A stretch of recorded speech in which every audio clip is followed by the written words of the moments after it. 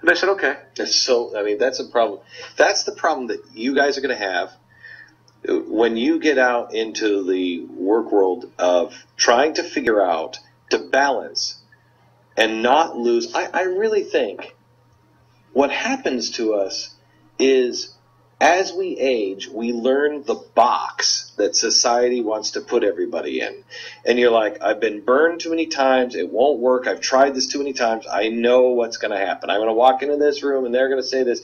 And so after a while, you just get to the place to where you're like, I'm just not going to do it. It's just not worth the time. It's just a faster thing if I just do this. And if you're really unfortunate, you just start cutting all of these corners off, and you're just a big round lump at the end of your life. My job as somebody my age and Mike's age is to break those boxes and try to protect you from those boxes. Your job is to not look at people my age and say, you guys can't even relate at all.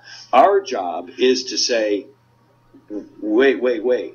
I know, because I get a new remote control and I can't figure out how the damn thing works, and my 10-year-old can figure it out quickly. I got that. I got too many boxes. But we also we also know human nature a little more. And you can refuel and replenish the optimism that we need. I think that when you're 20, you still believe you can change the world. Oh, yeah. If you're not careful, by the time you're 40 or 50, you no longer believe any of that crap. You're just like, I don't believe that. It's not going to change. It'll never change. And then you're done. You should get skeptical as you get older, but you shouldn't get cynical. Yes. And that's, you know, that's tricky. Where's Kendra? Hi, Kendra.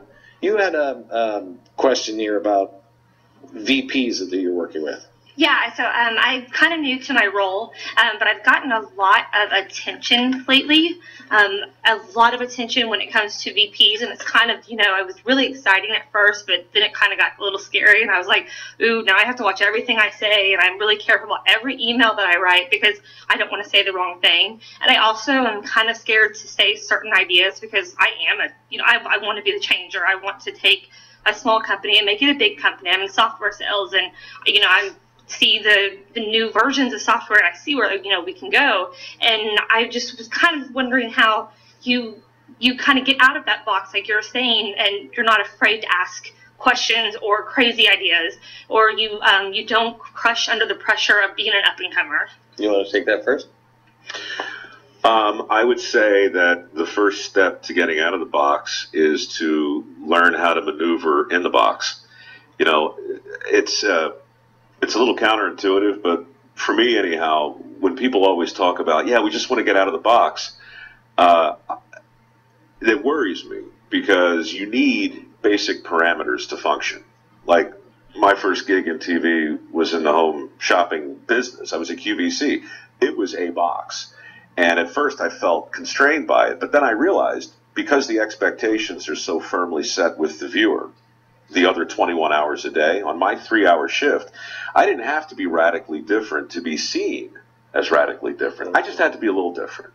So figuring out how to function in the box is very useful. It's kind of like as a writer, if you have a blank page, I like a little something on the page. Mm-hmm. It's easier. I think there's two things that come to mind. One, if you are you want to be an evolutionary, not a revolutionary, because revolutionaries burn things down and break windows. Evolutionaries. And one of the best pieces of advice I ever got when I was a kid, I was like 16 years old, and I said, why are you doing that? And he looked at me and he said, Glenn, you always want to break rules, but don't break rules until you understand why those rules were there, and you really understand the consequences of breaking those rules, because then you'll intelligently break rules. There's nothing more frustrating than people that are trying to get things done than somebody who's a revolutionary, not an evolutionary, and somebody who does not know the rules. If you know the rules and you can tell me exactly why you want to break those and why it's best to break that one, why this rule is important but this one isn't, then you can actually, then you're an asset to me. A rule breaker just to be a rule breaker is nothing. The second thing is when you're maneuvering around VPs, you have to know who's who. How many people here would say that a rattlesnake is an okay pet? Nobody? 1, 2? Yeah, it's a perfectly good pet. It's fine. And most people are like, no, you wouldn't have a rattlesnake. Yes, it is. As long as you always remember that it's a rattlesnake and not a kitty cat. If you start treating it like a kitty cat and want it to lick your face, it's a very bad pet. So know who you're in the room with. Know what it is. And then treat them accordingly. And don't treat everybody like they're all little kitty cats, because some of the VPs that you will have are so afraid. The more arrogant, the more boisterous, and the more gruff they are, the more afraid they are usually. Would you agree with that? I would just say that some kitty cats are also poisonous, so heads up on that one too. Back in just a second.